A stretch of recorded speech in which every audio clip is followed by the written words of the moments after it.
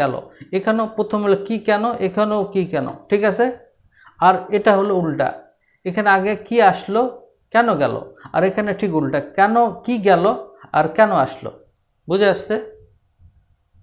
তাহলে আমরা লেনদেনকে যদি এটা বস্তু করি তাহলে আমরা এই হিসাব খাতটা পেয়ে যাব।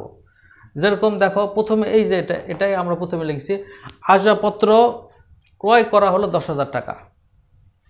তাহলে আসবাবপত্র ক্রয় করা হলো, তো আমরা যেখানে এখানে যে কি আসলো আর কি গেল, প্রথমে প্রশ্ন করব কি আসলো। যদি কি আসলো এটার যদি উত্তর যদি না পাই তাহলে কেন গেল প্রশ্ন করব, ঠিক আছে। আবার এটা কি গেল, এটা যারা যদি উত্তর না পারে তো কেন আসলো। বুঝে আসছে? আচ্ছা, আসবাবপত্র ক্রয় করা হলো 10,000 টাকা।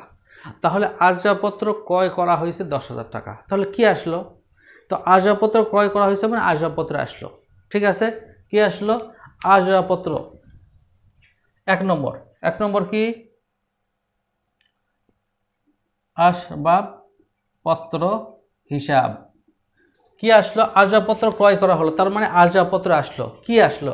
আমরা উত্তর প্রথমে পেয়ে গেলাম, কি আসলো? আসবাবপত্র আসলো, ঠিক আছে। আর কি গেল?